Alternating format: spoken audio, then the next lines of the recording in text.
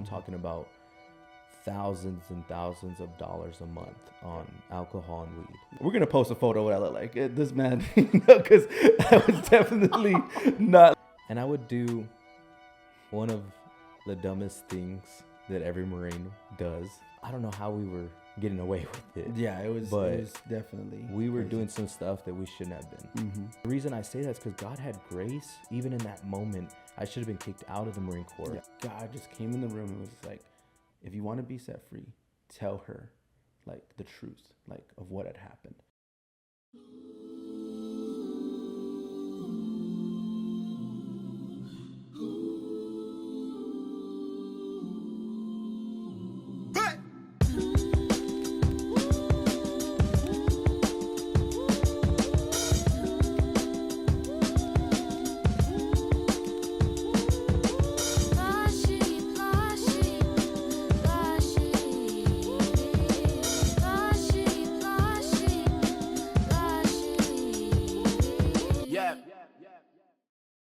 Welcome back to the 99 for 1 podcast. I'm Rob. I'm Matt.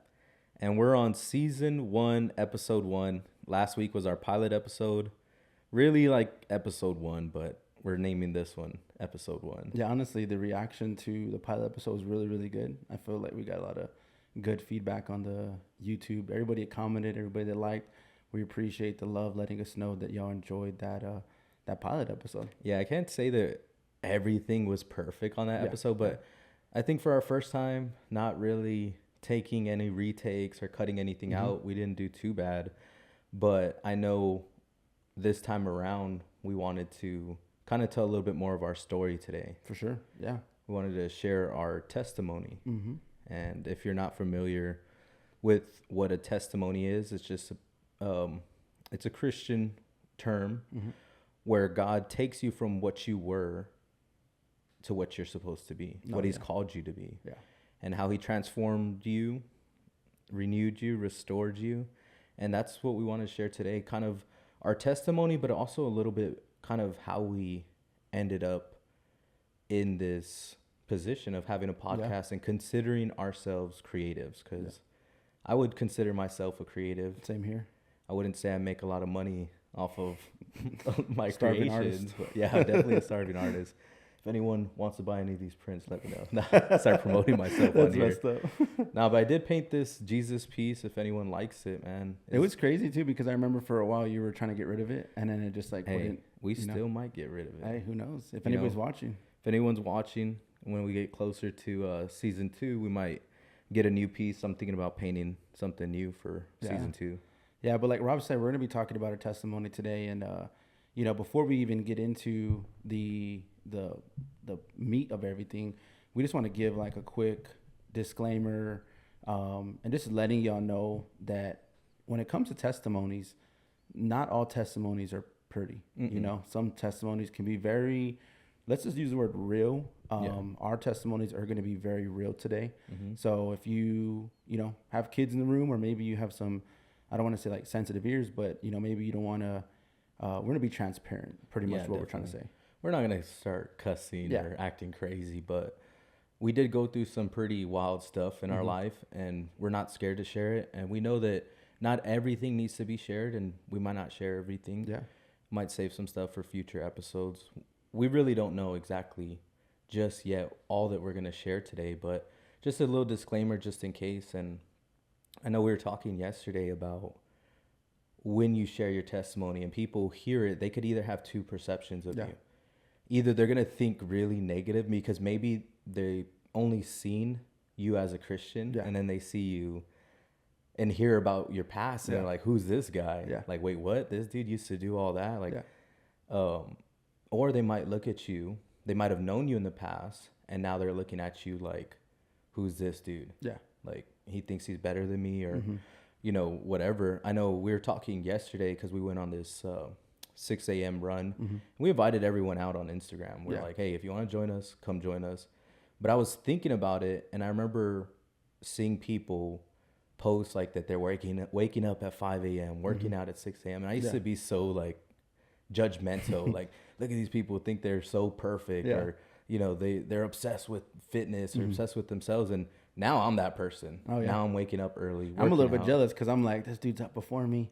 I hit the snooze button today. This dude already got his run and his workout in. But it's actually a really good thing to get a head start in your day. So I think, you know, and I know you're talking about it today, but we hope to keep these runs going. And if anybody's watching that enjoys running, maybe just getting started running, I mean, you're welcome to join us on Saturdays. Yeah, me and Matt have always been into fitness. That's kind of a little bit of our story also. We were really big before I joined the Marine Corps in fitness. So now that we actually get to spend a little bit more time together, we were finding ourselves working out, because I'm actually, you know, probably going on a month of my fitness journey. I kind of been on a little hiatus this dude for is a long while. I had 2 kids. This man is locked in right now. Yeah, I had 2 kids, and I've kind of took almost 4 years off. Let's be real. Like, since I got out of the Marine Corps, I kind of took that time off, had my kids, used it as an excuse to say I'm going to get a dad bod. And I'm going to be 30 this year. Yeah. And I made a goal. I don't want to share that goal. He has a goal. It's a real goal. It's a real goal. And like Matt said, I'm locked in, trying to hit this goal. If I don't, it's all good. I'm not going to be upset, but it's good to strive for something. I think you're going to get a benefit from it no matter what. How, you know, committed and locked in you are to this change. I kind of felt a little bad last night eating. I didn't feel bad. You treated us to something nice. I treated these guys out to a meal, him and Junior. Yeah. Shout out to Junior. But I treated them, and I hadn't eaten fast food. I wouldn't even consider it fast food. It's actually a food truck. Yeah. But I haven't eaten anything but home-cooked meals, meal preps. And so last night when I ate, I was like, what did I just do? Yeah. I just ruined all this hard work, but I know I'm overthinking it. Yeah, for sure. It did taste good. I'm gonna lie. It was very enjoyable, but just a little opening banter. Yeah. But I know Matt shared yesterday, kind of hopping back into talking about testimony. Yeah. You were sharing about something our grandma used to say, and it goes back to like being judgmental. I remember being young, and you know, my grandmother one day, and this is an interesting memory that I have, but I remember one day my grandma was talking about some family members that were involved in a church, right? They were, involved in a church, and for some reason she was pointing out that they were Christians, that religion, not Catholic, nothing else, but they were Christians, and they were serving the Lord. And she uses term holy rollers. She was like, those holy rollers think they're so perfect, and they don't drink, and they don't do this, and they don't do that. And I was young, so I heard that term, and to be honest, for a really long time, I had that perspective on like Christians. Like if I heard someone saying I'm a Christian and I go to church, I'm like, oh, they're perfect. Like, not even in the sense of what we talk about in church being like holy, set apart, any of that, to really understand what that means. But I had no idea what that meant. So I was straight up just like judgmental at a very young age on that. Yeah. And it's funny that he shared that yesterday with me. And then today, Sunday, we had service, and our lead pastor, shout out to our lead pastor, Pastor Carlos. He's blessed us to doing this podcast, but he shared this morning about when you choose to live your life for Christ, how people are going to call you holy rollers. He literally said holy rollers. Jesus freaks. Yeah. He started using, I'm like, dude, who heard this guy was like a fly on the wall. He saw our notes. He saw our notes, our podcast notes. But I only say that because I've definitely been judgmental of people, critical. Like I said earlier, these people that I used to watch on social media trying to better their life and judging them for it. And I think like today's society, we consider sin so normal. Yeah. We normalize what God considers sin. So when you choose not to get drunk, when you choose not to party, when you choose not to smoke, when you choose not to do these things and just kind of lay back and serve God, people are a little bit critical of your lifestyle. You shared a fitness example yesterday with me that I'm like, hey, that's pretty spot on. Yeah. So the way I kind of looked at it was, somebody who's, on that journey of fitness, and they're committing themselves to like changing the way they eat, change the way they look, they kind of start to judge that person. Like, oh, that person is like better than us. You go to a birthday party and it's kind of like, nah, I don't want that birthday cake, or I don't want that pizza. And then all of a sudden they're like, why not? You know, like you're trying to be better. And then you tell them like, no, I'm like trying to change my eating habits. You know, I don't want that soda. You know, you have water. And then they call the whole family, oh, look at this guy. Yeah. Thinks he's better than us. Everyone's around you. And then for you just some start reason, pointing their finger, laughing at you. People start to like judge you based off of like not drinking water. You know, it's like the minute you say water, they're like, what, you drink water? What? And it's like, yeah, I mean, you want something to drink? Like, you know, out here in Texas, we love sweet tea. Oh, yeah. You want some tea? You want a big red? Yeah. Nah, just take a water. Water. Yeah. Look That's at it. you like, what's wrong with you? You're sick. They like think you're sick or something. Yeah, for sure. But I wanted to jump into my perspective of my testimony first, and then we'll hop a little bit into Matt's. Only because I think some of the issues that kind of caused me to be the person that I was before Christ stemmed from way earlier than the issues that actually affected Matt. Just a little backstory. Me and Matt are 11 months apart. He's 11 months older than me. So we do actually, for 1 month out of the year, November, we are the same age. So this year we'll both be 30 in November. Yeah. But our mom had us at a very young age. I believe she was 15 when she got pregnant with Matt, had him when she was 16, had me around 17, 18. And our biological father wasn't really, I would say, wanting to be a father in that moment. Yeah. And, you know, I never got to ask him why. You know, he passed away now. So, a lot of my life I resented him. And growing up, I would hear stories of how he had anger issues all the time. He was an angry person, Rob. Not just my mom. Like, I'm not just sitting here saying my mom's perspective, because that's a total one-sided story. But there was other people in the family who knew him really well, who would tell me, you know, these really crazy stories about him, how he would get angry and do things out of anger. So, you know, as early as me being born, I'm the second child. Yeah. My mom's only 17. I can only imagine. I know she shared with me before that even with Matt, she kind of didn't want to have a kid, but her grandmother told her, like, no, you're going to have this kid. Yeah. So imagine being 17, getting pregnant again. Imagine what she is thinking. I'm going to have this kid, a second kid, and my husband, because they were married, doesn't even want to be in this first kid's life. Now I'm pregnant again, and he doesn't want to be in.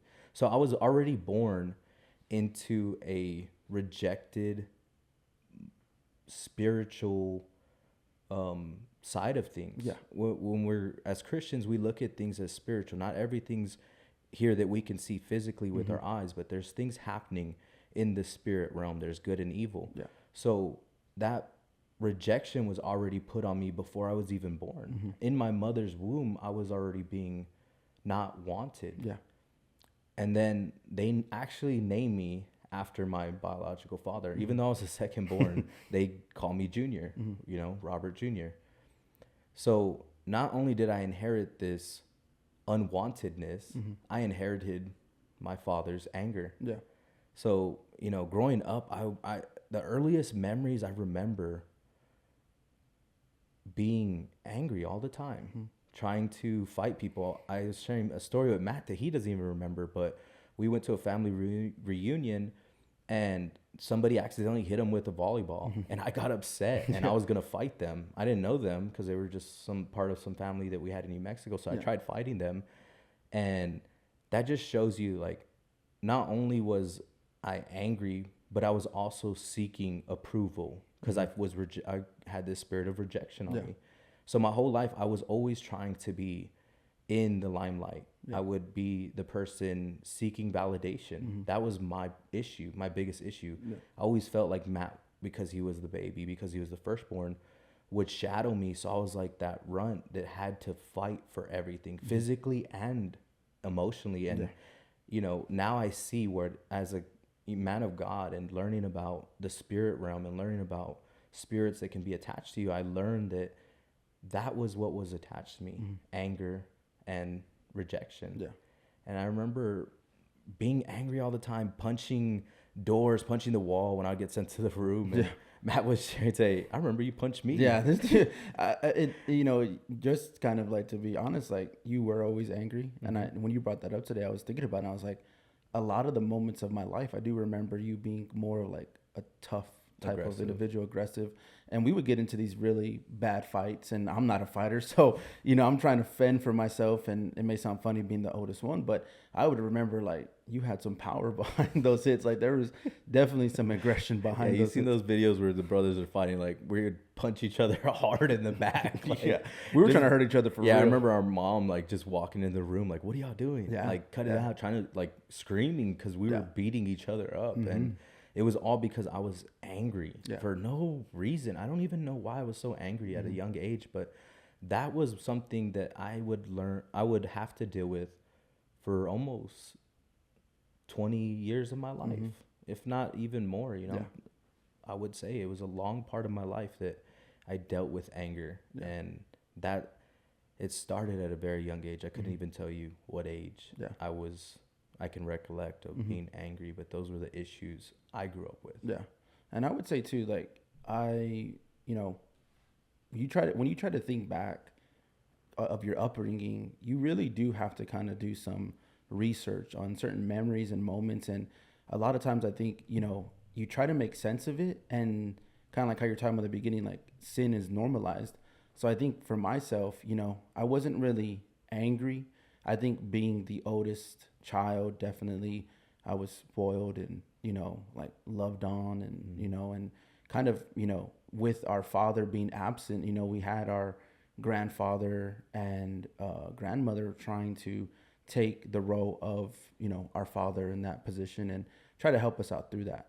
But I think for me, at a young age, and I have the age in my mind, I was talking to my mom today, and I was like, hey, there was a home that we lived in on Hollenbeck Street. And I was like, what age was I in this home? And she was like, I think you were either like 6 or 7 years old. And I was like, wow, like, my son David is 6 years old right now. And so I was like, that's a young age. And I believe this was the beginning where I believe the enemy comes for you. I mean, we see in the Bible, the enemy is coming for children, and I believe the enemy had found a way to try to catch me at a young age, like to try to put me in some sort of bondage, and without me even thinking it was a big deal. And I remember being 6 or 7 years old, and our parents, were always busy. Me and Rob were always just like hanging out by ourselves, doing our thing. And I remember during this time on TV, there wasn't like streaming, how there is now. It literally was just a TV. And if you're lucky enough to have cable television, like, you had cable. And I remember on the TV, there was a station where you could see some very, like, explicit stuff on it. It wasn't clear, but you would be able to see it. And I remember for the first time ever, I had saw like a naked woman on the TV, and I would, look at it and kind of be intrigued, probably not the right way to feel, but as a young boy, that's how I felt at that moment. And I believe right there in that moment, there was like this seed planted. You could say perversion, you can say like almost like a sexual sin, type of thing that was kind of like planted in that moment. And I would grow up continuously trying to search for more in that, and like I said, this is, being honest, but I believe there are some kids right now with cell phones at a young age. Oh, yeah. And all they have to do is take one wrong move on YouTube, take one wrong move on, Instagram. My son Jeremiah is always like, Dad, download Instagram for me. And I'm like, dude, your life would be ruined if you got on Instagram. Like, you wouldn't even understand like what is out there. And so I believe, now more than ever, it's even harder. But at that time, that was kind of the beginning of something that I would struggle with, because it would create, I believe, in my life, that sexual desire at a young age that I wanted to see that. And I remember it would get amplified as I got older with trying to search for that on TV and seeing certain things, and kind of like it grew into being a huge problem all the way into my marriage. And I'll talk a little more about that later, but I didn't realize like how much of an impact that was going to make on my life until I really saw it happen, Yeah, and I was there through, every stage that this dude went through. And, I'm not saying that it didn't affect me negatively, but like I said, I had some things that I was dealing with already that had happened, that I was very young already, angry and having these issues. And Matt would, show me these things as a young boy as well, because we're brothers. We were always together. And he would say, hey, look at this. Yeah. Hey, check this out. And we were like, we're sharing, like, if you have boys, if you're a man and you have boys and you're struggling still with corn for the social media people out there, the YouTubers out there, corn. Let's use that word, right? Yeah. If you're struggling with that as an adult, you're bringing something into your home that can now creep into your children's lives. Like Matt said, social media, the internet. Here in Texas, they actually, I don't know because I don't go on those websites, but supposedly you cannot go on that website without having to verify your age and all that now. Yeah. So they made it a little bit harder, but I heard a podcaster saying, I just had to change my VPN. I could buy a different VPN. And then, like, dude, how desperate are you to go and watch those things? And I'm not judging, because I used to be in bondage. I used to be addicted to corn. I was addicted to it as much as you, because at young ages we were exposed to that and we fantasized about that and we thought it was cool and we, it would lead to our adulthood being ruined because of this. And now you're seeing studies come out that this issue is actually ruining people's life. And I want to jump a little bit fast forward to our middle school years. So now we're in middle school, our young adolescent ages, we kind of move so much. But we always had each other. We'd always be there for each other. Grew up really close, best friends. And when he says we moved, we literally moved every year, new school every year. There was no such thing as like childhood friends. There was no such thing as like any of that. It was like we were moving every single year. It was cool and it was bad. Like, of course we had each other, so it was really good. But it was also bad because we didn't get to make these childhood friends like Matt said, but we do know a lot of people. People might be watching this like, I remember Matt and Rob from 3rd grade. I remember Matt and Rob from 5th grade. People know us as the brothers, Matt and Rob, Cardenas brothers, whatever you know us by. But during 3rd grade, I don't mean to go back a little backtrack, but during 3rd grade, Matt failed. He wasn't the best at mathematics. Math got me good. He got me good. And we ended up being in the same grade after that. And it was cool. We didn't have classes together till high school, but we were there. And I remember because we had the same last name, we'd go to the same room for our state test. And this dude would cheat off my test every year. So he actually progressed, but not because he put in the work, but because I helped him. Took advantage of that. Advantage. I'm all for helping my brother out. So we're in middle school now. We're trying to find our way. And like I said, I'm looking for validation everywhere. And for me, I found it in football and boxing. I took my aggression out in both of those sports, 2 physical sports. And I remember our grandpa was a big football fan. Shout out to the Dallas Cowboys. We're Dallas Cowboys diehard fans, no matter win or lose. We're going to the Super Bowl every year. We're going to keep saying it. But that was how we were raised by our grandpa. And when we were finally in 7th grade, we didn't play no Pop Warner football, but we had a football team in our middle school. So we joined, and our grandpa was so excited. Like, my grandsons are going to be football players. Yeah, let's go. He wanted the photos. He wanted everything. Yeah, he bought the cleats. Like, hey, man, big supporter. Well, we never played, and our team sucked bad. We lost every game that first season. Not only that, but as you can see, Matt's a big dude, and he was a little bit chunky at that time. So they put him as a lineman. Built like the way. For sure. They put him as a lineman. And this dude would get holding calls every game. Disclaimer, I, wanted to make my grandpa proud. So, joining football was like fun. But then I remember first day on the field, straight up pads. And I remember getting hit and being like, this ain't for me. But he stuck it. I did. Stuck through it. And our grandpa was that sideline coach who would be cussing, yelling, yelling at the refs, yelling at the coach, and upset every time Matt got a holding call. Like, and 7th grade was his last year he was going to play football. And our grandpa was a little bit upset about that. Yeah. But for me, someone who's seeking validation, I was like, this is my time to shine. And so I didn't love football. I did it only because I wanted to have someone there cheering me on. It felt good for once. Like, here I am, like, doing something that my brother isn't overshadowing me on. And so I played football. I got pretty good at it, I would say. And that was what I would do to find that validation. And Matt chose to go, his route during this time. And I would want to play football until, like I said, I didn't find it interesting anymore. And because of, like I talked about before, this sin that was still in my life. And of course, at that time I didn't know it was sin, but this time in my life, I was still very girl driven. Like I was like always after girls. And a big part of it, and it may sound cheesy, but I will say this to the day that I die, but music had a big influence in my life at that time, I'm sure in your life too.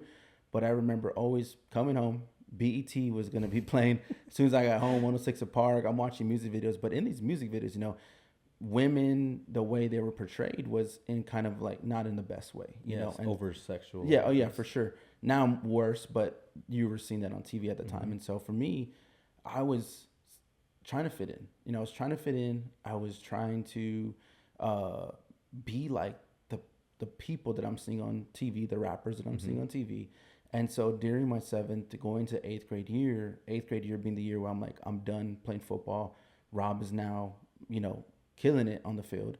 I'm going to chase this one girl. And so during that time, I would pursue this one girl and, things led to another, but it would be a part of my life that I believe would set the tone going into high school, because not only did I continue to desire to try to fit in, to be seen, but it wasn't trying to be seen by my friends. It was like, I want girls to see me like this player, like this dude that like is cool. Kids now use it as like Riz, like this dude has Riz, but it was like this guy was the Rizzler. yeah, pretty much. I was like the Rizzer, but in the we're gonna post a photo of what I look like. This man, because I was definitely not looking like the Rizzer. Yeah, I was not.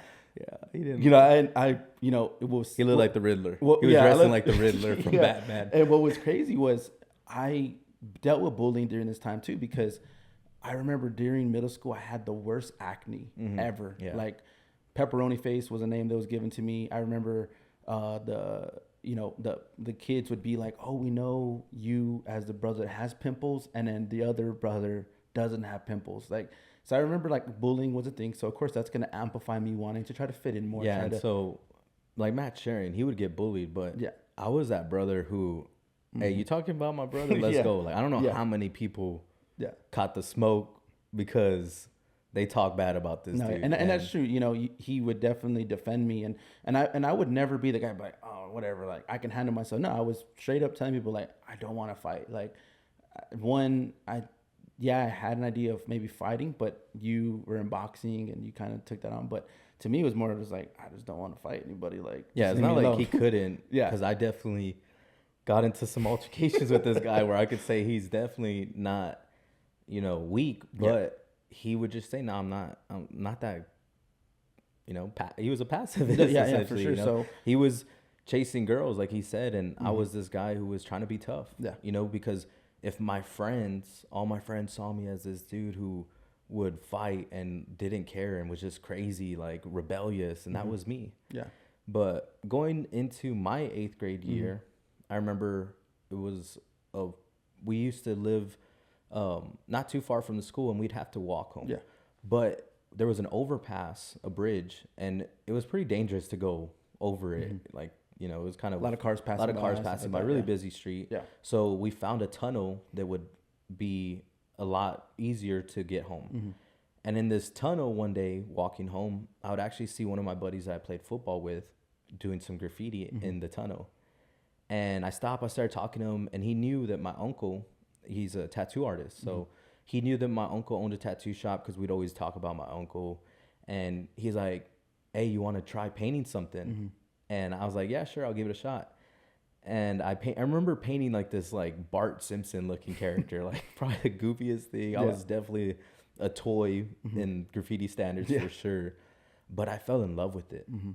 I don't know, touching that can just like gave me that thrill, and not just because it was an illegal, but just because I finally found something that I loved. Yeah. And I didn't need people to look at me because I was good at it to fit, actually enjoy it. It was something that I wanted to do. And I remember after that moment, he's like, hey, you should get down with my crew. Turned out it was a gang. Yeah, that was wild. And, yeah, that's wild. But I started learning how to write. I started learning letter structure. I started learning the difference from bombs, tags, rights, to murals. Yeah. And I fell in love at a young age with the graffiti art aspect, murals, large scale production walls. And I remember my uncle had a friend who tattooed, shout out to the homie Fonzo, who when I met him, he was getting tattooed. He told me, hey, your uncle's been telling me you've been tagging and getting up, right? That's what they call it when you put your name on it, getting up. And I'm like, yeah. I was like, I enjoy it. And he's like, you want to learn how to piece? Do you want to learn how to do graffiti piece? I was like, yeah, I would love to. And he's like, okay, here's the deal, man. I respect your uncle a lot, and I don't want you getting in trouble. So I'll teach you how to paint pieces if you give up tagging. Yeah. So my tagging career probably only lasted like 6 months. Yeah. And to the graffiti world, that's probably like not going to get me that much street cred, but I don't really care. Like I said, I loved the art aspect of it. And I'd never looked at art until I got into graffiti. So my 8th grade year, I still played football, but I started to transition into going into street art and painting murals with my homies. Yeah. And these dudes were probably like 10 years older than me. And if you know anything about graffiti, it's a crazy lifestyle. Yeah. And these dudes were like B-boys. They were like, all the dudes I would meet were older than me. They were, living that street life. And yeah, they were only painting murals, but I was still being exposed to some new world that I had never been exposed to. And if you're young and you know anything about, or if you know anything about graffiti, you could imagine what a 13-year-old going into this scene would kind of how it would affect me. Yeah. Yeah. So that was how I fell in love with art. Like I said, I'm an artist, but I fell in love with street art first. Yeah. And I sucked. Let's be real. I sucked, bro. I remember very clearly you got a black book, and he would be in the room. We shared this big old room where we were like on one side of the room, and I would watch him and I'd be like, this dude's like trying really hard to figure this out. And at that time I felt like I don't know what I'm good at, kind of like because I remember you went one time with Fonzo to go and paint in his backyard, and you had showed me like what you did, and I wasn't there. And I remember like seeing that and being like, dude, that's so cool. Like, what am I going to be good at? So there was definitely some maybe jealousy at that time where it was kind of like, I want to be good at something, I want to try and figure out what I'm good at, and I tried really, really hard to pick up graffiti and art and all definitely. That. And it didn't work out. But when you talk about the lifestyle, because we're brothers, we went everywhere together. I remember coming with you with, Fonzo and all these other dudes a part of the crew. And, of course, there's like drinking going around us, there's, smoking going around us, things like that. And so.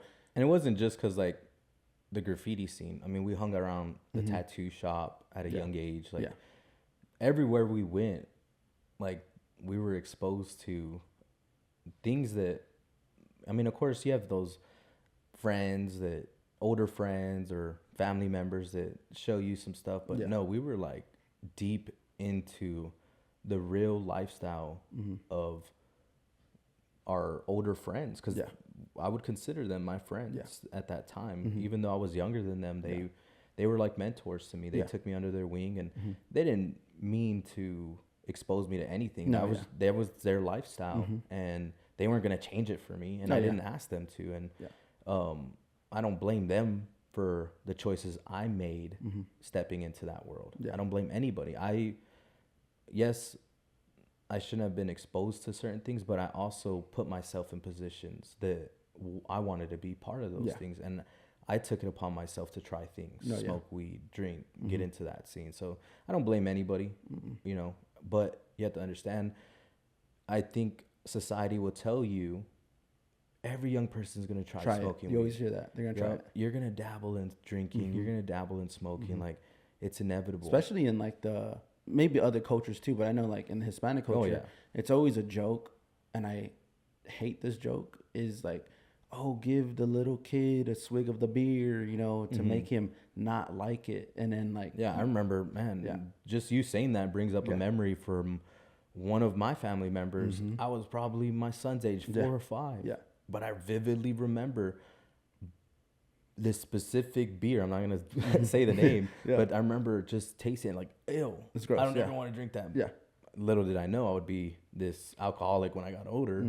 But it is crazy that you say, like, in the Hispanic culture, it's a joke that you're going to drink, you're going to do these things.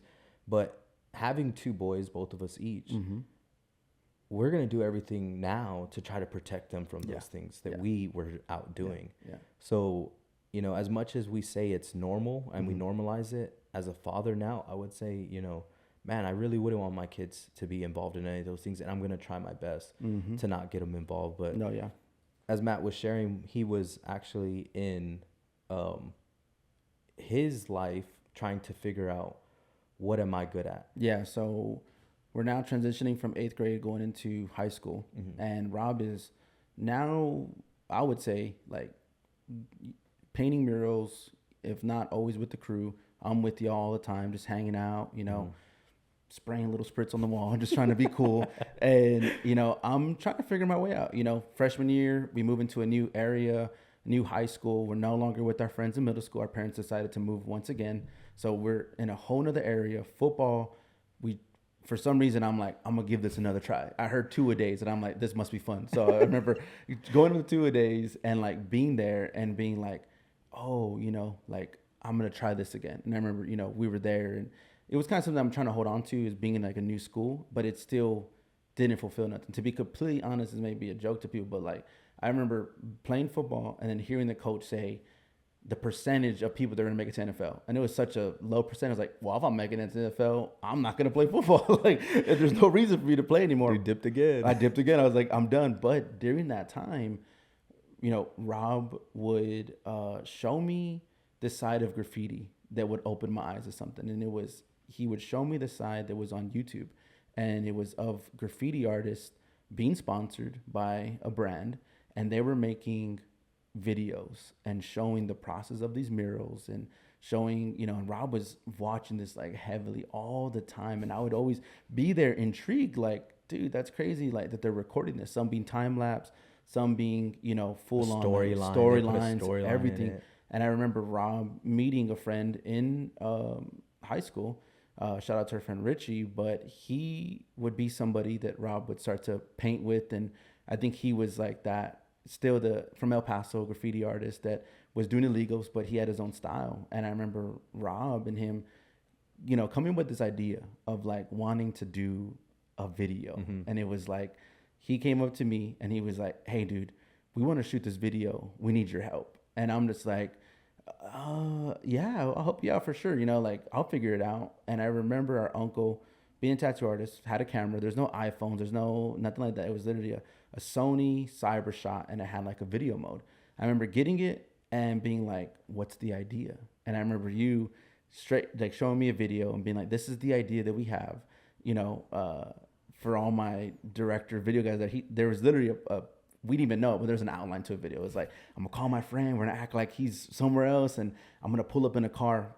We didn't even drive at the time. And freshman. So, freshman. So it was like borrowing our grandpa's car. Yeah, borrowing the Rego, and we would go on to create this video. Yeah. And, you know, this moment was the moment like you had. Like, I love this. It was like the process of creating, moving around, getting these shots. I had no idea what I was doing, but I was like very into whatever it was the happening. Program you learned how to use? At that time, I was using Windows Movie Maker. I remember the day it was like, we shot all day long, and I went home and I literally edited the video that same night. I was like, up till like the sun came up, because I remember the next morning I was like, dude, wake up, like I made the video. And then like I remember y'all had the song already printed out. It was like Rick Ross, Everyday Hustling, all cool, pulling up in the Rego. And MySpace era, we uploaded to MySpace era. And I remember just being like, just blown away. I was like, I want to keep doing this. Like, I want to keep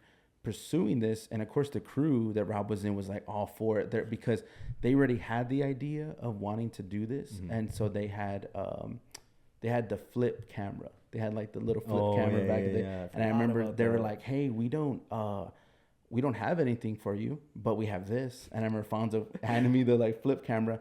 I'm okay, I'll make it work. And shout out to my grandpa, but he was supporting this movement. He was buying you paint, and he bought me. Because I wasn't even old enough to buy paint. Yeah.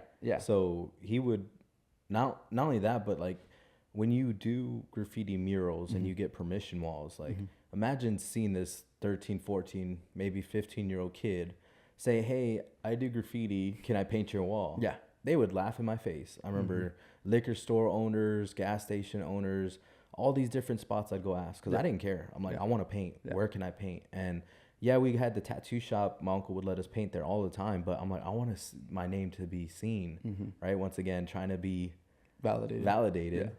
Yeah. And my grandpa's like, I got you, mijo.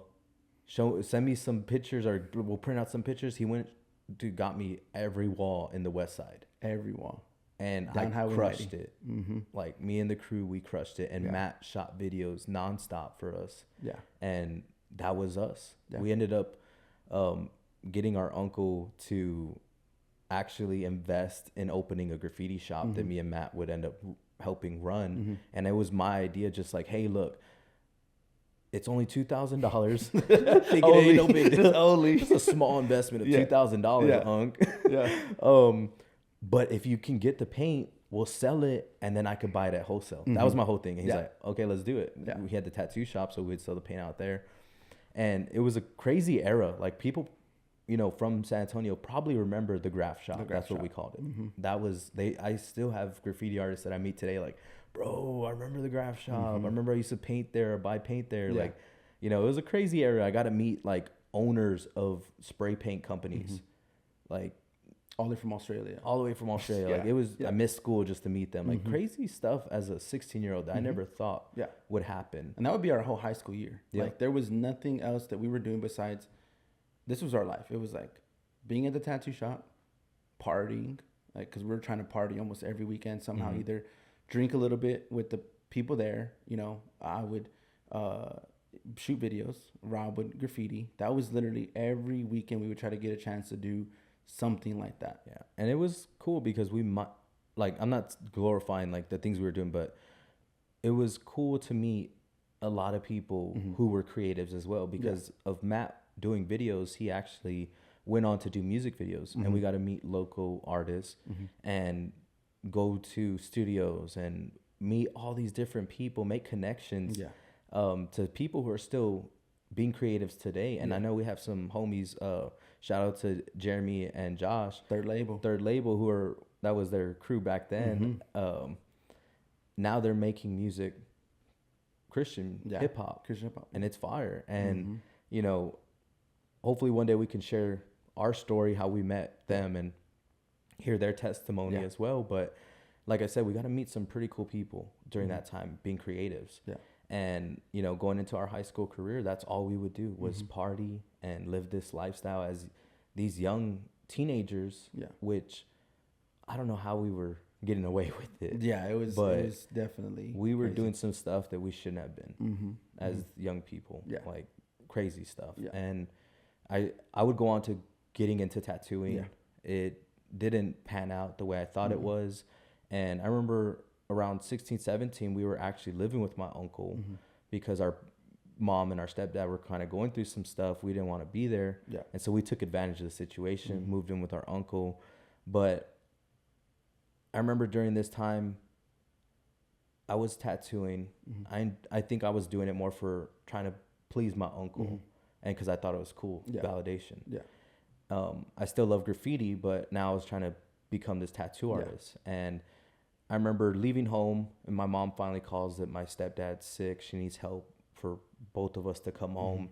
Matt was like, nah, bro, I'm enjoying this lifestyle. I'm not coming home, but I don't know what it was. Something just was on my heart to come back home. Yeah. And when I went home, I didn't know this, but our mom and our dad were now going to church.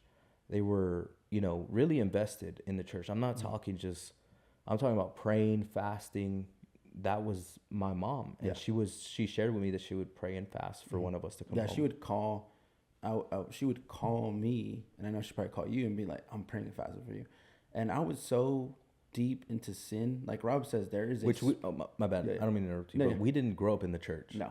So them telling us we're praying and fasting for you, we're just laughing. Like, what does that even, we don't even know what that means. Yeah, probably the time I didn't even know what fasting was even about. But of course I knew what prayer was about, but not the level of prayer that she was going through. Yeah, and we didn't understand that prayer is powerful. Yeah. Like now we do. Mm-hmm. But if you hear your grandma tell you, and you're not in the church, or you hear your grandma or your mom say, I'm praying for you, you probably don't understand the power of prayer. Mm-hmm. But I'm telling you that through her praying and fasting, it shifted something that brought me home. Mm-hmm. And I gave up tattooing. I gave up that whole lifestyle. Yeah. And I came home and I went to church for the first time. And I remember just giving my life to Christ then. Yeah. And I changed. I remember I went back to school. Everyone knew me as this tattoo artist, crazy party guy. Yeah. And now I had stopped drinking, stopped smoking, stopped cussing, stopped tattooing, and just started sharing the gospel. Yeah. And I would share the gospel with Matt. And this was one of the first times we kind of actually like stopped hanging out, because now I was this dude who was just sharing the gospel, Jesus freak, trying to get people saved in my school. And Matt didn't want nothing to do with it, but he would go on to finally coming around because, you know, we got love for each other. And I would share the gospel with him and he would actually get saved. Yeah. So our senior year, we're both serving God, but now Matt has a girlfriend. Yeah. And he's, if you want to share about that. Yeah. So that's an important part. No, yeah. So I remember Rob calling me one day and being like, hey man, like just come hang out with me for the weekend. And then if you want, you can come to church on Sunday. And I was like, you know what? I haven't seen my family. You know, what Rob's saying is true. Like I probably haven't seen my mom in a couple of, you know, weeks, months, maybe. Haven't seen Rob. I was like, you know, yeah, I'll go to church. And I remember going to church, and I remember walking into this church and just seeing during the worship, they're singing How He Loves Us by David Crowder, which is a powerful song. Like, I don't know who's not going to cry when they hear that, because I was crying, not even knowing what was going on. Like the presence of God was in that place, you know, and I didn't even know what was happening. The Holy Spirit was there. And I remember seeing an image of Jesus during the worship and curious, like, what is this that I'm feeling? And later on, you know, the uncle at the time that was the one that brought my parents to that church would give me a Bible, so I still have to this day, and told me, like, this will change your life. Like, this will change your life. And he wrote a little note in the Bible. And it was cool because it was the Message Bible. So he was trying to help me understand, like, my walk at that time. But that would begin that part. But, of course, the enemy's going to work overtime. He's going to try to, you know, bring you back into bondage. And the way I wrote this on my notes was I was in lust. Like, I thought I was in love, which I believe there was some love mixed in with this relationship that I had. But because of all the relationships leading up to this, it was all lust driven. It was all like sexual, you know, type of things as a young high schooler. But when I met my wife, and this is just a true story, I always tell all the time, but I remember being this kid in high school, pothead, you know, I already knew I was doing bad in school. So I was like, I'm going to smoke my way through school. I remember seeing her in the courtyard and just seeing like a totally different person and being like, I want to be with her for the rest of life. I literally remember telling myself, like, I'm going to marry this woman. Like, I don't know how, and this was not easy. Like, this was like a task that I would really have to understand that I'm saved, but I'm willing to give up that to try to pursue her. So what happened was Matt, because I think like the timeline's kind of getting like a little blurry, but Matt met his wife, who was a girlfriend at the time, while we were still living in sin. Yeah, yeah. Then he gets saved. And then he's like, how am I going to figure this out? Yeah. Which, I mean, even though we were going to church, we didn't fully understand purity. We didn't fully understand what it really meant to be set apart. Yeah. Like, we just were in love with Christ, trying to, we were just going to church. Yeah. We didn't pray every day. We didn't read every day. We didn't have this crazy relationship yet. Yeah. So, jumping back into our senior year, I didn't know what I was going to do. I had thought I was going to be a tattoo artist my life. No, yeah. And that was how invested I was. I was going to be a tattoo artist, and that was it. So when I gave all that up, I'm like, well, what do I do now? Yeah. And I remember you were just like literally working and going to school. Like those were like the only two things. And of course you were still graffitiing at the time, but that was literally it. Like there was no like, I'm gonna go to college after this, I'm gonna be whatever. Yeah, I didn't know. Like, I had no idea what I was gonna do. And I remember Matt, because he was in film, there was a college that one of our cousin's husbands went to, who is a film director. Yeah. Matt wanted to go there. And he applied. I felt like that was going to be my way to becoming the film director that I wanted to be. Like Rob said, I was getting into music videos. I was now really invested. I was like, this is going to be my future. I'm set on it. My parents didn't have much money at the time, and they found out that I was accepted to Full Sail University. They scrounged up some money, used probably this dude's graduation money, to go and, take me out there. And I would be completely set on going to film school. Yeah, and he only says like my graduation money because he didn't end up graduating. No. And share what actually happened on the reason why you didn't actually end up graduating. Yeah, so I remember going to this film college and being like so on fire for it. I was still in the relationship with my girlfriend, which is my wife now, and we were not doing the right things. There was things happening that we knew were going to lead in two directions, and one of those directions was what ended up happening was I ended up getting her pregnant in high school. My senior year is really when we found out. And it was a very hard time. One, I had to tell my parents, like, I got, my girlfriend pregnant, which they knew her, but didn't really like know her. Yeah. But, my mom was very upset. My dad, who, I'm sure was just looking out for the best interest of the baby, was like, dude, you're not going to college. Like, you're just going to work. Yeah. And of course, because I was so caught up with my relationship and doing, smoking all the time, my grades and everything were like no good. And I could, for the life of me, not pass. Of course, yet again, math comes up. I couldn't pass the math test. And so that senior year, we found out we're going to have a kid. I couldn't graduate high school. And now I'm kind of like, I'm not going to film school. Yeah. So what's going to happen? So like Matt shared, he was still smoking, still sleeping with his girlfriend at the time. Like I said, we accepted Christ and we wanted to be like in love with him, in love with Christ, but we didn't know what that was actually supposed to look like. I mean, it's sad because we didn't have a youth group or nothing at our church. It was a little bit older church. Yeah. So we got saved and we didn't know what it really looked like to follow Christ. So Matt was doing that. And like I shared, I was kind of lost. Yeah. And always wanting validation. Like, what can I do if Matt, because during this time, Matt was going to go to college. Yeah. Yeah. My best friend, Romaldo, was going to go to college with him. And I'm like, where am I going to go? So I decided, my stepdad was a Marine. I'm going to be a Marine. Yeah. Like, that's the greatest thing anyone could accomplish. Yeah. And I'm not saying, that accomplishment in my life was nothing. But at the same time, in my mind, I'm like, if I go become a Marine, everyone will respect me. Everyone will love me. I'll get all this. Like, it's not like joining just the Army, the Navy, no offense to them, but everyone knows, the few, the proud, the Marines. Yeah, and that's what I looked at it like. And so I signed up, and, I had a girlfriend at the time, and, it was a crazy relationship. I was kind of like going after what Matt was, what Matt had, a serious relationship. I was trying to have that. And so Matt would find out he was going to have a kid. I found out I was going to leave the boot camp. Yeah. So here now in our life, we were truly going to be separated. Yeah.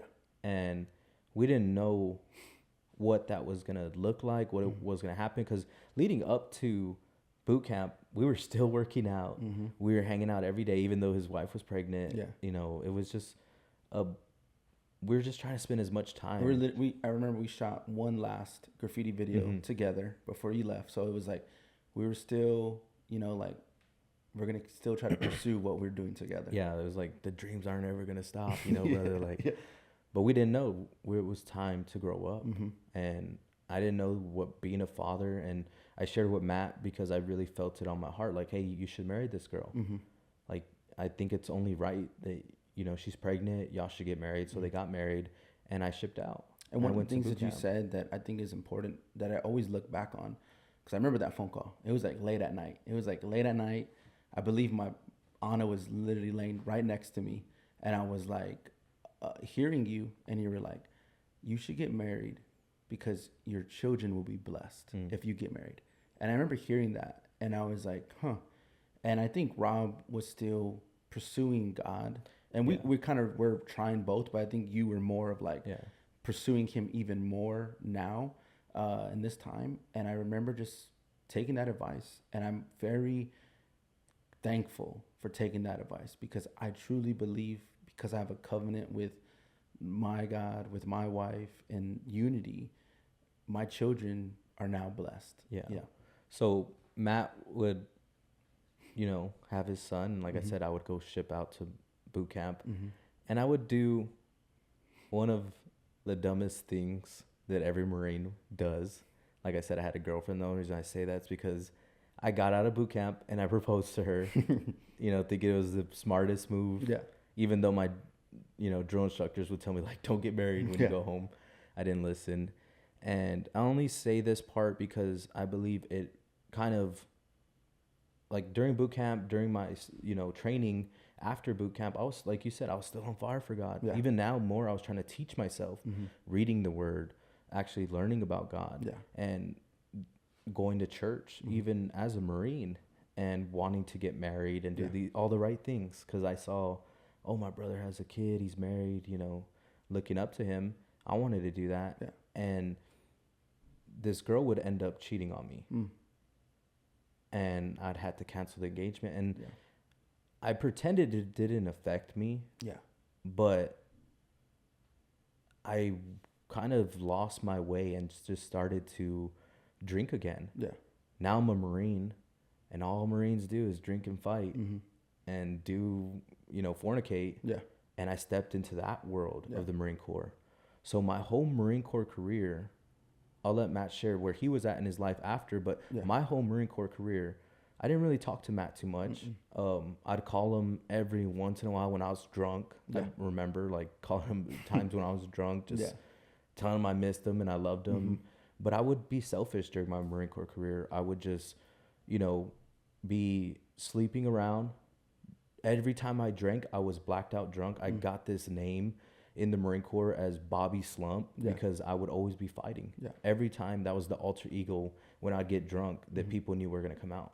And either some people thought that was funny and cool, or other people were like, this dude's obnoxious and annoying. Yeah. And I didn't care. I didn't even know that I was trying to use this substance abuse to cope with the pain that I just ignored. I buried it, believed nothing ever went wrong. And I remember God multiple times during my Marine Corps career trying to call me back. Yeah. And that's the good God that we serve, who's merciful and gracious.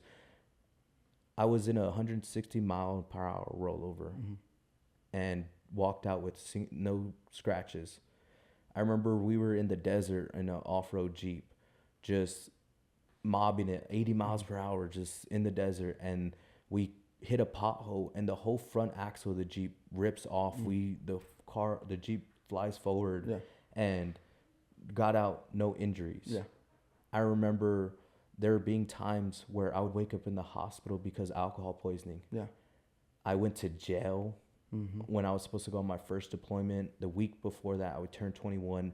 I actually went to jail in San Diego, being drunk, fighting, and getting kicked off my deployment. And the reason I say that is because God had grace. Even in that moment, I should have been kicked out of the Marine Corps. Yeah.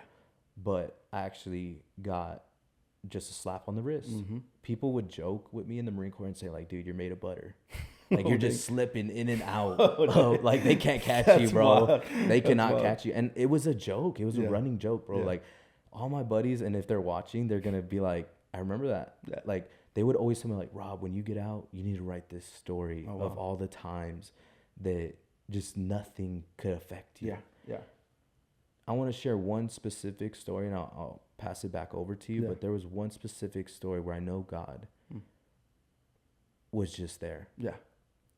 I was working.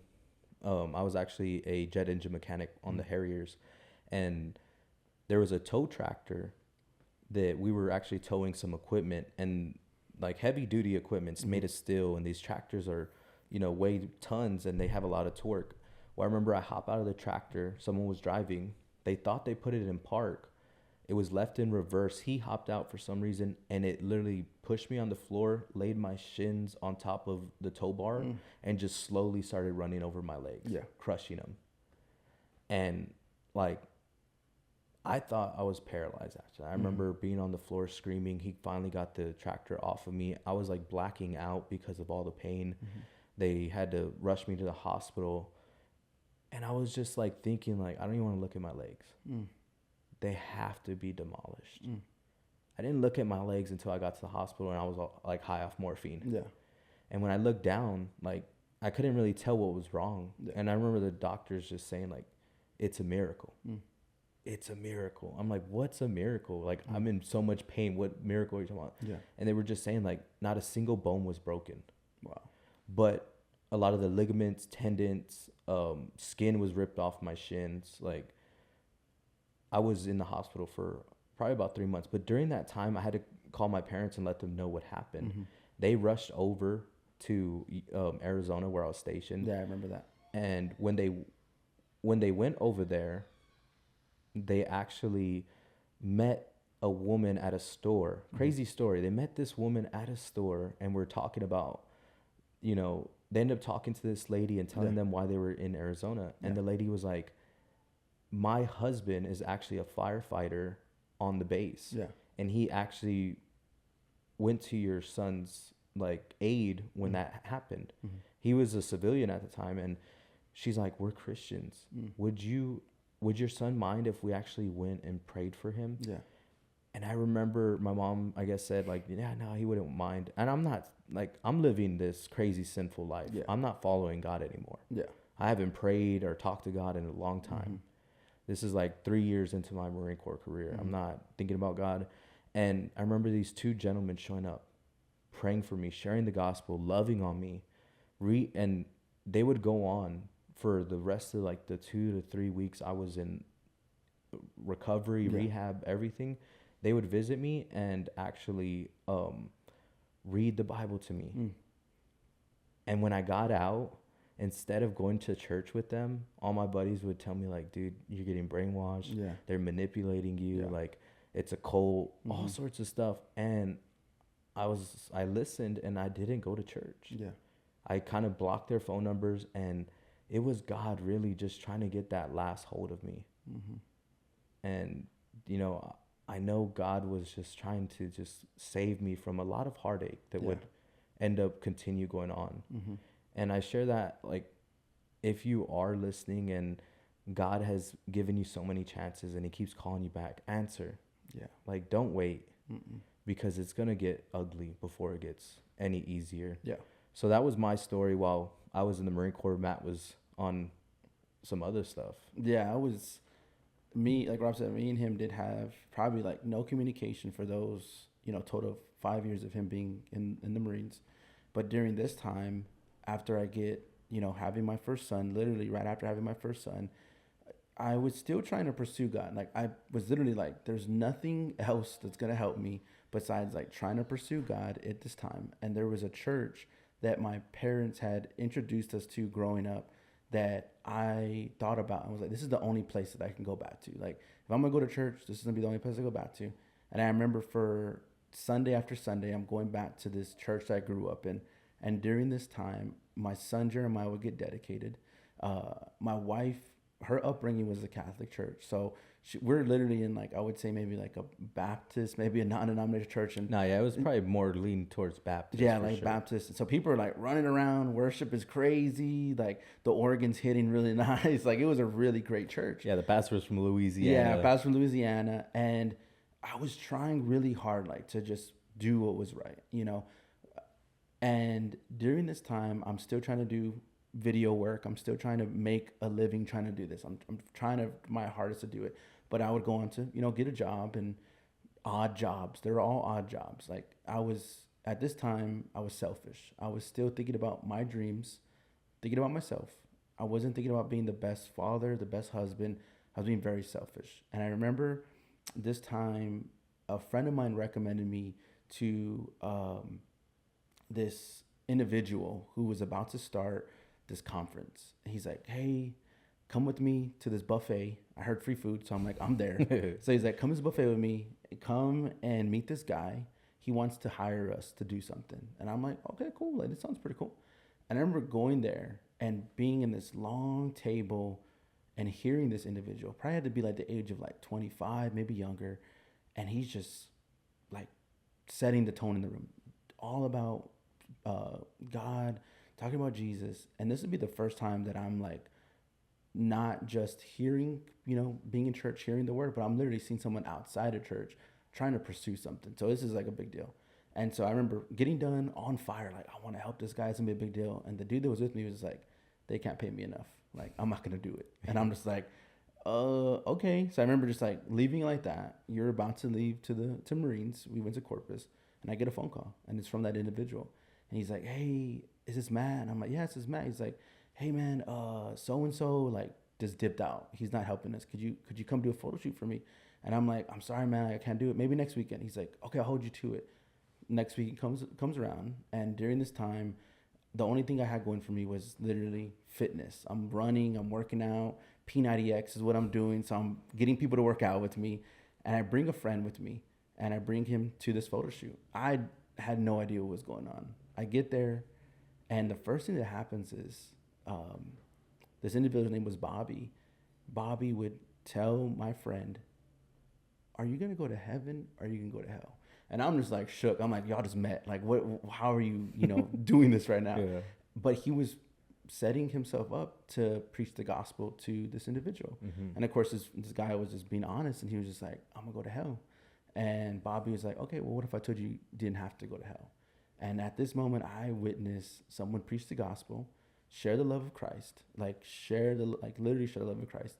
And I would be like, I'm going to follow this gentleman. I'm going to help him to this conference. So I would go on, help him to the conference. Conference ends, and he gathers all together. He's like, the vision is to build a church.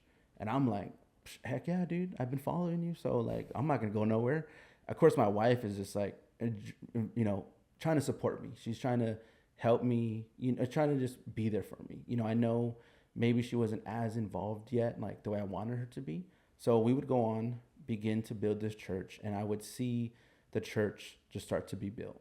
And I want to be honest, because during this time that Rob is in, during this time he's in boot camp, I'm hearing all these things going on. And I'm like, I'm going to pray for this dude, like that he would have the same encounter. But during this time, that sin that was plaguing me from the beginning of my childhood would follow me and come back. I remember I only lasted 2 years sober from my corn addiction and smoking pot, and it would come back. And I, of course, like every person who falls into sin, gets ashamed. Guilt plays a part in it. You want to hide. You want to just hide in secret and don't want to tell anybody. So here I am, trying to still be in church, still trying to build this church, and I am hiding. I don't want to tell anybody what I'm going through. So I end up leaving the church, and this would go on to be one of the rockiest times of my life. The rockiest probably like 5 years of my life. But I would try my hardest to just continue to pursue God. And I would, always hear these stories about Rob and just be like, dang, this dude like walked away from that rollover. That's crazy. Or the very last incident, I didn't know what was going to happen next. But I remember this would have to be, a very tough time, but also the best way put was, I was in church but had no relationship with Jesus. I was in church serving, you know, had a ministry. You know, if anybody's in the church, they know like that's like a big deal, like to lead a ministry, to have your own ministry. That was me. But no one knew that I was struggling, and I wasn't willing to tell anybody that. And so that would go on, but thank God that he would expose that. He like how you said, he would give me a chance. And anytime I explain this, is I believe he was trying to give me a chance, but for my sons. Mm-hmm. Anytime the Holy Spirit would convict me, it would always point me back to your sons, because at this time I'm already about to have my second son, and you know, Jeremiah's already, you know, older. But that would be the time frame and what was going on while Rob's in boot camp. I'm trying to like look like I have it all together. I'm the Christian, you know, that got it together. But deep down inside, I was broken. Yeah, during that time while Matt was actually serving in the church, I would now look at him like he's got it all figured out. Like, it wasn't till, you know, long after, you know, watching him build this church that I would actually come to find out that he didn't have it all figured out. He was actually struggling, you know, in his marriage, struggling with addictions that were from his childhood. Yeah.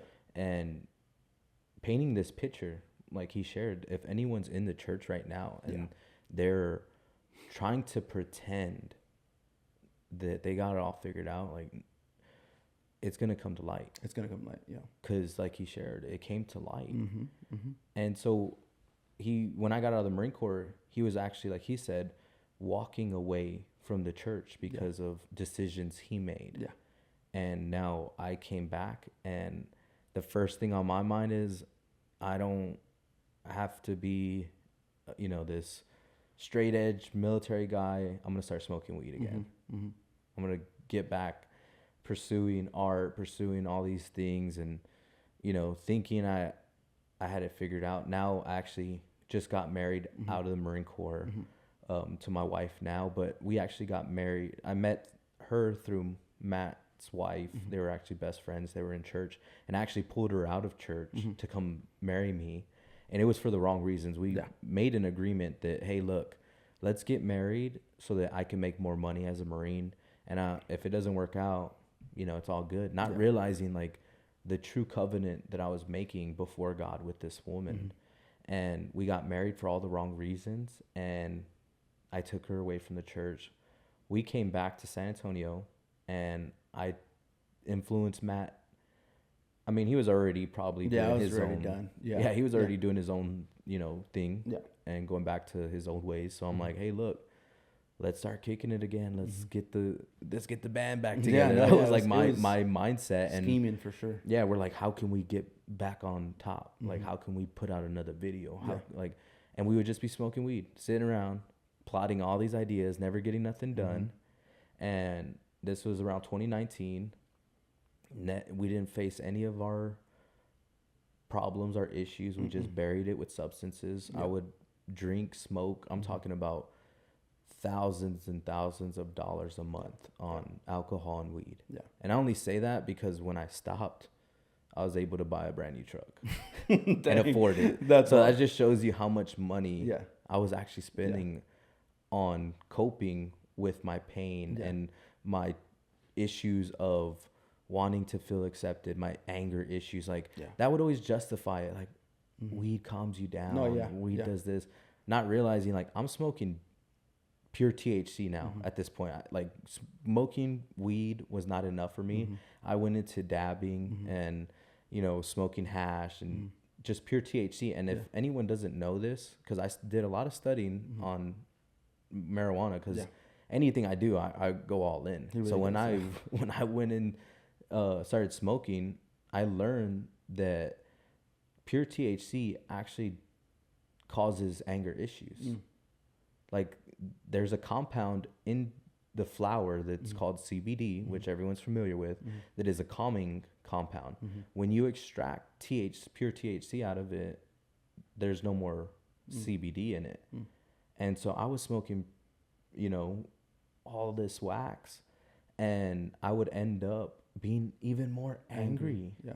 Like I would be aggressive with my wife, like yelling, and my marriage was on the rocks.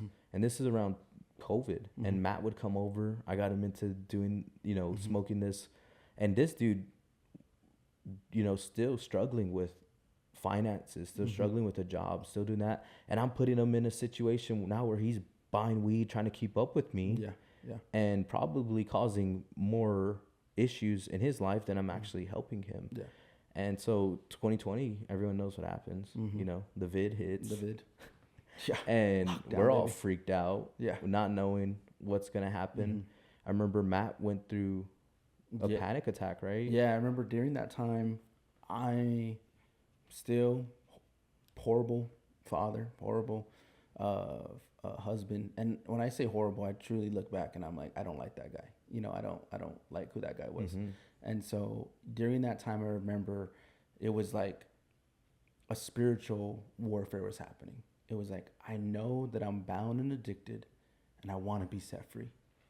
But then there was a part where it's like, but I can't let go of this. And I truly mean that. Like, there's some people out there that are probably listening and they think I need to be high every day.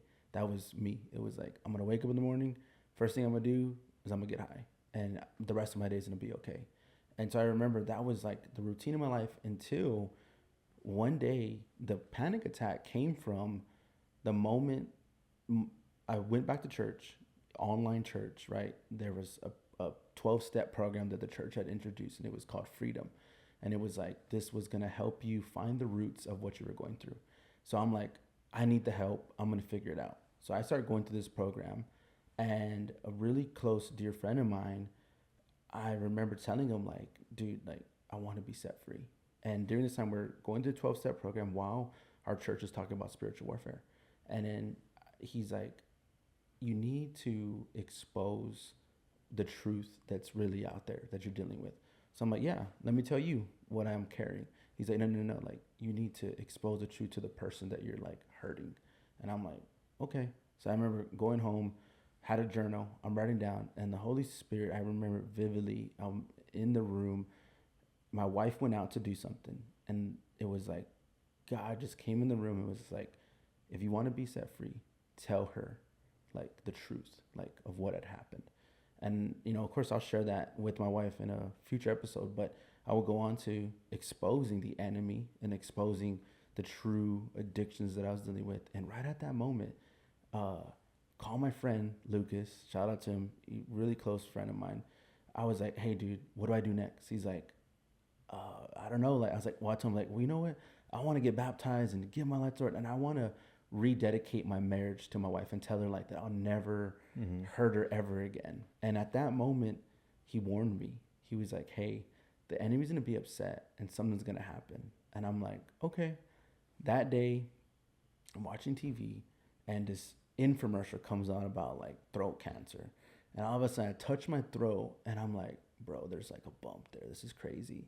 And all of a sudden now, I'm having panic attacks every single night. I would wake up and tell my wife, I'm going to die. Like, I remember going to my kids' room and being like, I'm never going to see them again. And it would go on for months after months. I got super skinny. I literally shaved my head bald because I don't know, like, I was just going through it. And finally, with the help of, the people in the church, they're like, this is a spiritual warfare that you need to fight with scripture and with truth, and you need to walk through this in your marriage with your wife. For 3 years leading up to 2023 was really, the process of going through healing and being truthful in my marriage and finding all that for myself and then like for, my wife. Yeah. And, not long after, I would say, when these issues would kind of arise in Matt's life and he would try to get his life back on track, I would have this similar encounter, like similar. Exactly. The year later, I'm there going through anxiety attack, panic attack, just feeling like I'm dying. And I remember just waking up, well, of course, like for the first time in probably 8-9 years since before the Marine Corps, like during boot camp, I finally prayed because of this panic attack. And I said, God, I don't want to die. Please help me. That was simple as a prayer. I didn't say, God, if you're real, because I knew God was real. Yeah. I just knew I didn't talk to him. But I said, God, if you help me, please. I don't want to die. Now I had my wife and my son. He was a year old, and I'm living this crazy life. And I prayed that prayer, and I remember, like, it didn't get better that day. I went, like you said, just a week or two of just feeling the worst feeling I've ever felt. Yeah. And finally, one day I woke up and the sky seemed bluer, the grass seemed greener. And if anyone, ever had a real encounter with God, you understand, like, what I'm explaining. But I just woke up and something was different. And I told everyone, my family, my wife, I called them and I said, hey, look, I'm giving my life back to Jesus. I don't know what happened, but he's real. I know he's real, and I'm giving my life back to him. Yeah. And, I remember sharing that with Matt. He was kind of going through his issues already, like going to church, back to church, trying to figure out, through the freedom program. I remember, and then just me going through my own issues with my wife and exposing the enemy and finding the church that we're at now through a podcast, Street Gospel Podcast. Shout out to them. Like, I watched a testimony video like we're doing now and saw this, guy named Los who owns servants, and the Holy Spirit shared with me, like, look, you need to reach out to him. He has something for you. And I'm like, I don't know what that means. Yeah. And I'm like, I'm not going to message some random dude who owns this brand. Like, well, he ain't going to message me back. Yeah. It just kept being pressed on my heart, message him. I finally do it. And sure enough, later on that night, I get a text from him, or a DM saying, hey, look, you're like, I shared my story with him, how I heard his testimony. And he's like, oh, that's cool, man. Like, where are you at? Like, and I tell him I'm here in San Antonio. He's like, dude, my brother-in-law is actually, planning a church out there. Let me get your number. I'm going to connect y'all. I meet my pastor over the phone, like within a few minutes of that text. Yeah. And I get baptized that weekend. Give my life to Christ. This is 2021. I go on for the next 3 years serving in this church and just, finding the roots of all the issues in my life, wanting to be accepted, anger, where it all came from, learning to forgive. Matt talked about freedom. Like, I learned how to share my testimony, like he said, with men and with my wife in order to get set free. Because there's people in the church who get salvation, get saved, but they're never free. Yep. Never free from addiction, never free from bondage. And you ask yourself, well, what good is it to go to the church? But it's through our testimony of sharing it. Yeah. And that's why we wanted to share it today, because there's people out there probably struggling with all sorts of addictions, all sorts of issues. And they're asking themselves, like, why do I keep going to church and I'm still getting drunk? Yeah. Why do I still want to go back and watch these videos? Why do I still go back and, get angry at my wife? Whatever your issue is, right? Yeah. We all have different issues, but you're asking yourself, why? It's because you're not set free. And we get set free by, sharing with one another our burdens, helping one another. And, that is why me and Matt are here today, sharing, not only how we got into being creatives, but also sharing, like, what issues we had, the lifestyle that caused these issues, and the roots that cause these issues, and how we expose these roots, and now we became set free. Yeah. There's so much more in our stories that we could share. I mean, I don't know how long we've been talking, but, we'll definitely share more stories over time. But there's a scripture that Matt has, and I want him to go ahead and read it. Yeah, so I want to share the scripture, but I want to share this one first real quick. But it's James 5:16, and it says, therefore, confess your sins to each other and pray for each other so that you may be healed. Right? It says, the earnest prayer of a righteous person has great power and produces wonderful results. That was a scripture that was given to me when it came to confessing my sins, right? It's like, confess your sins to Jesus is the first step, right? Like to receiving him in Lord of your life. But then there's another part where it's like, you need the brothers in your life to go to and be like, hey, I'm struggling with X, Y, and Z. And then there may be sins in your marriage that if it's the right time, of course, don't just throw it on your wife and don't just throw it on your husband, like what's been going on. But if it's the right time and you've been praying about it, confess those sins. Yeah, and that's only if you're dealing with issues in marriage. Yeah. But any sin, any issue, whatever you're going through, share it with somebody. Because the more you hold on to it, the more the devil uses it to play mental games with you. Yeah. Uses it to take you back to the sin of choice, whatever it is, and keeps you bound. Yeah. That's what bondage is. Yeah. It's bound. You can't get free. So expose the devil by sharing with one another. And sharing your testimony. So that leads me to the scripture that we wanted to share today, which is Revelations 12:11, right? And it says, they triumphed over him being the devil, by the blood of the Lamb and by the word of their testimonies. And so that's what we're doing today, right? It's like we're using and not glorifying, but saying, hey, we've been through the mud. We've been through some things that, of course, we find to be, if we could do it all over again, we wouldn't want to go through it. But it's powerful to overcome the devil and say, hey, what I went through, you can't hold that against me no more. I think there's something you always say to me is that Jesus throws our sins into the sea of forgetfulness, that he doesn't hold that over your head. But of course, the enemy wants to bring condemnation into your life and remind you, oh, no, like you're not truly set free. But when you start to share your testimony more, you're reminded of the power that not only does your testimony has, but that God can transform your life. Yeah, and that's what it is, a transformation. Matt said this yesterday to me, and it was, there. You might be listening to this and you don't know how to share the gospel. You don't know how to share what Jesus did for whatever reason. I don't know. But if you share what God has done in your life, or if people just see what he's done in your life, they will know how real your God is, how real our God is. Yeah. So if anyone's watching this who's seen where I used to be, and you're looking at me like, that's not the same dude I remember from the Marine Corps. Yeah. That's not the same dude I remember from high school. It's because God changed me.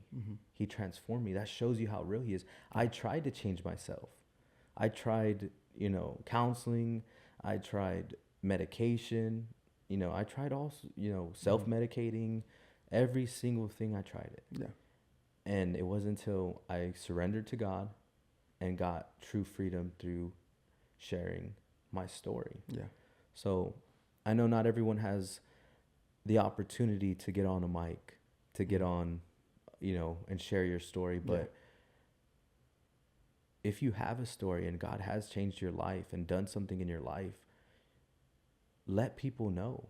Share with people. Don't be ashamed of the things you did. Don't be ashamed of where you came from. It's not, you're not glorifying it, like Matt said. We're not here to glorify all the bad things we did. We're here to expose the devil and say, look, we used to be that way, and now we don't do any of those things. None of them. Now we are fathers who are actually in their children's life mentally. Because, we were there physically, but mentally we weren't there. Yeah. We are husbands who are actually trying our best to be the men that our wives need, protectors, providers. And we're also friends. We're able to be here loving one another, rebuilding a relationship. Yeah. 2-3 years ago, me and Matt would never have thought we'd be sitting here talking to each other. True. There was many more things that happened in our life, during that era of me being in the Marines and him, being here in San Antonio, that kind of deteriorated our relationship together. Yeah. But God restores and he heals and he fixes all the brokenness. And we're a testimony to what God can do if you surrender to him. And that's what this podcast is. It's for those lost. It's for those who feel like they're not worth saving. It's for those who feel like they'll never get out of whatever addiction. They'll never get free. They have to live this lifestyle. That's who we're trying to reach, you know, 99 for one. He leaves a 99 for one. Yeah. That is what this podcast is. And we thought, what better way to share, you know, on the first episode than share our testimony, share a little bit about ourselves and, you know, the history of me and Matt. Here. Yeah, for sure. And, you know, as we come to a close and to an end, I just want to tell everybody, you know, if you're listening to this and this impacts you in some sort of way, you know, share it with somebody, leave a comment. We loved all the comments that everybody left on the pilot episode. It showed us that what we're doing is truly impacting people's lives. Like Rob said, we are trying to impact the one. It's truly that, you know, we talk about then everybody, you know, right now they love the whole first reel we did on the Instagram page of the black sheep, right? Like, I felt like the black sheep, I felt like the black sheep. And it's like, yeah, it's because you feel like you were the one singled out. And so if anybody feels like, hey, I'm going through something right now, you know, reach out to us through Instagram, reach out to us on the YouTube channel. You know, we want to go past these videos. You know, we want to be able to give resources, helps in some sort of way. The church that we go to, Praise Chapel San Antonio, where we both have been edified, you know, discipled through, grown through. So like we said before, this is something we want to do in this video. So if you liked it, make sure you hit that thumbs up, share it, and subscribe to the YouTube channel. Yeah, thanks to all the supporters.